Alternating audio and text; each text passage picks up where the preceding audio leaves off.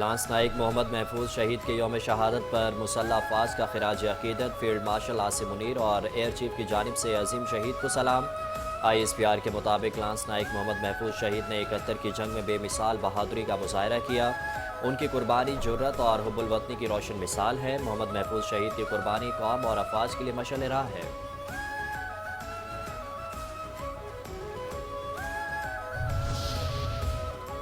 ہری پور میں مارکہ حق کی گونج، پاک بھارت جنگ میں مودی سرکار کو ایسا سبق سکھایا کہ وہ زندگی بھر نہیں بھولیں گے۔ مارکہ حق میں افواج پاکستان نے قوم کی دعاؤں سے فتح حاصل کی۔ دلی سے ممبئی تک بھارت یہ شکست کبھی نہیں بھول پائے گا۔ ہری پور میں ہونہار طالب علم لیپ ٹاپ تقسیم کرنے کی تقریب سے وزیر اعظم کا خطاب۔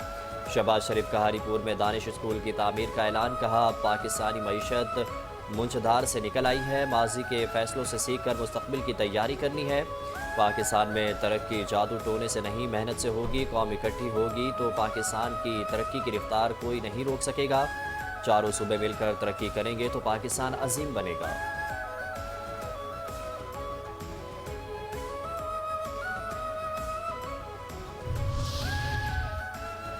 جنگ کے پہلے ہی دن ہمیں پاکستان کے ہاتھوں مکمل پسپائی کا سامنا کرنا پڑا۔ 7 مئی کو صرف آدھے گھنٹے کی فضائی لڑائی میں ہم پاکستان سے مکمل طور پر شکست کھا گئے۔ کانگریس لیڈر پرتھوی راج چوہان کا اعتراف، مارکہ حق میں پاکستان کے ہاتھوں ذلت آمیز شکست مودی کے لیے ڈراؤنا خواب بن گئی۔ پرتھوی راج چوہان نے کہا یہ حقیقت ہے کہ بھارتی طیاروں کو مار گرایا گیا، پوری بھارتی فضائیہ کو گراؤنڈ کر دیا گیا۔ پاکستان کے ہاتھوں مار گرائے جانے کے خوف سے مزید بھارتی طیاروں نے اڑان ہی نہیں بھری۔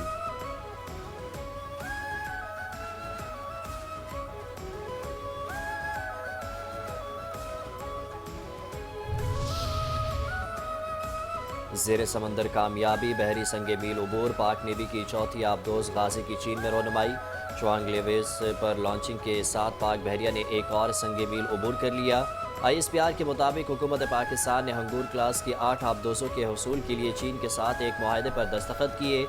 4 آبدوزیں چین میں، باقی 4 آبدوزیں پاکستان میں بنائی جائیں گی۔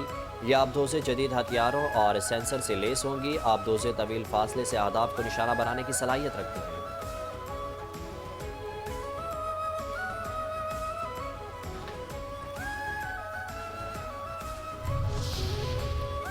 سڈنی حملے میں ملوث بھارتی دہشت گرد ساجد اکرم اور اس کے بیٹے کا پاسپورٹ منظر عام پر آ گیا۔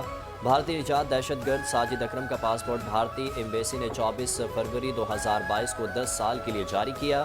بھارتی ایمبیسی کو پہلے دن سے حملہ آور کی بھارتی شہریت کا علم تھا۔ بھارتی حکام نے جان بوجھ کر حقیقت چھپائی اور اپنی میڈیا کو پاکستان پر الزام تراشی کے لیے وقت دیا۔ گمراہ کن مضمون کوشش پاکستان کو عالمی سطح پر بدنام کرنے کے لیے تھی۔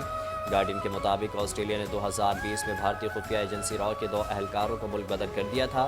ماہرین کے مطابق سڈنی حملے میں ملوث دونوں دہشت گرد بھارت کی خفیہ ایجنسی را سے منسلک ہو سکتے ہیں۔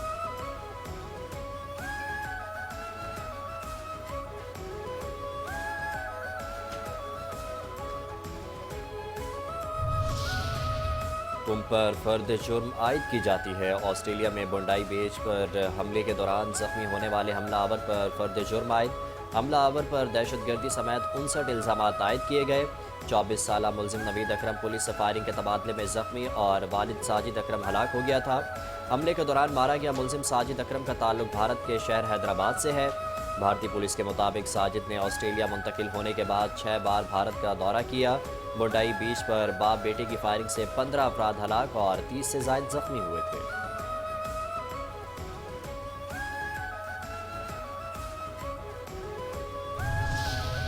وفاقی وزیر اطلاعات عطا اللہ تارڑ نے کہا ہے کہ بغیر شواہد اور ثبوت کے پاکستان مخالف پروپیگنڈا کیا گیا۔ سڈنی فائرنگ واقعے پر ڈس انفارمیشن پھیلائی گئی۔ سڈنی واقعے کے فوری بعد بھارتی میڈیا اور سوشل میڈیا نے پاکستان پر الزام لگا دیا۔ واقعے پر دشمن ملک کی طرف سے مذموم مہم شروع کی گئی۔ پاکستان دہشت گردی کا شکار ہے۔ مستند ٹی وی چینلز کے ڈس انفارمیشن کا حصہ بننے پر افسوس ہوا۔ پاکستان خود طویل عرصے سے دہشت گردی سے متاثر ملک ہے۔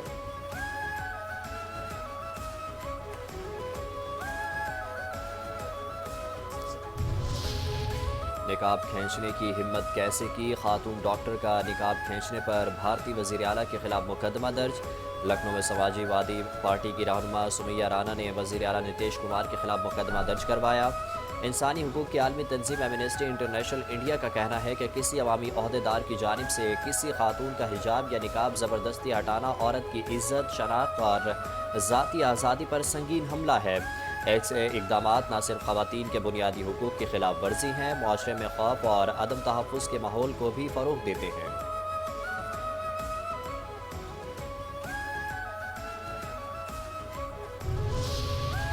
ابھی بھارت کی ہوا بند رہے گی، بھارت کے لیے فضائی حدود کی بندش میں مزید 1 ماہ کی توسیع۔ پاکستان ایئرپورٹ اتھارٹی نے نیا نوٹم جاری کر دیا۔ نوٹم کے مطابق بھارتی طیاروں کے لیے پاکستان نے اپنی فضائی حدود 23 جنوری 2026 تک بند رکھنے کا فیصلہ کیا۔ بھارت کے تمام رجسٹرڈ مسافر، ملٹری اور پرائیویٹ جیٹس کو پاکستان کی فضائی حدود سے گزرنے کی اجازت نہیں ہوگی۔ پاکستان نے 24 اپریل 2025 سے بھارتی طیاروں کے لیے اپنی فضائی حدود بند کر رکھی ہے۔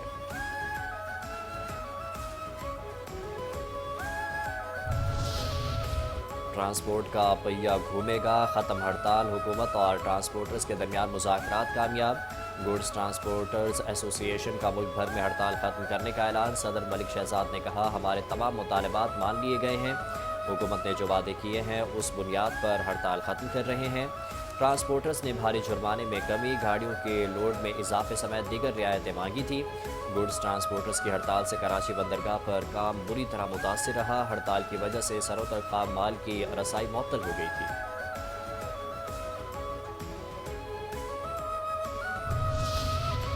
یورپین انویسٹمنٹ بینک اور پاکستان کے درمیان معاہدے پر دستخط۔ یورپی بینک کراچی میں سیوریج کے پانی کی صفائی کے لیے 20 ارب روپے فراہم کرے گا۔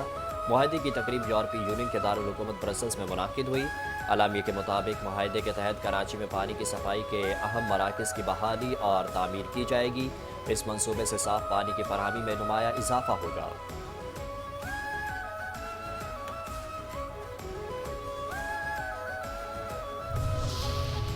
پنجاب میں افسران کی دوڑیں لگ گئی۔ پنجاب میں شہریوں کی حفاظت و سہولت میں ناکام افسران کا کڑا اور فیصلہ کن احتساب۔ وزیر اعلیٰ مریم نواز شریف کی زیر صدارت 3 گھنٹے طویل احتسابی video link conference. Commissioners, deputy commissioners اور اسسٹنٹ کمشنرز سے باس برس۔ ناقص کارکردگی پر افسران کے تبادلے اور سخت وارننگز۔ کہا، کسی سیاسی دباؤ کی پرواہ نہیں کرنی، گڈ گورننس اور شفافیت ہمارا نصب العین ہے۔ پنجاب کے شہریوں کی جان و مال کے تحفظ اور سہولتوں کی فراہمی پر کوئی سمجھوتہ نہیں ہوگا۔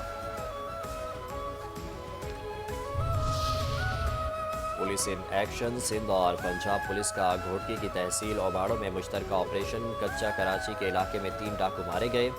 اوباڑوں میں مسافر کوچ پر حملے کا مرکزی ملزم مبینہ پولیس مقابلے میں مارا گیا۔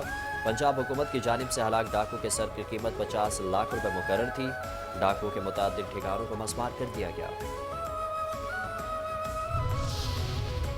کراچی کے علاقے اورنگی ٹاؤن میں کتے کے کاٹنے سے 17 سالہ لڑکی جاں بحق۔ رواں برس ایسے واقعات میں جان سے ہاتھ دھو بیٹھے والوں کی تعداد 15 ہو گئی۔ شہری کتے کے کاٹنے سے ہونے والی بیماری ریبیز کا شکار ہو کر زندگی ہار چکے تھے۔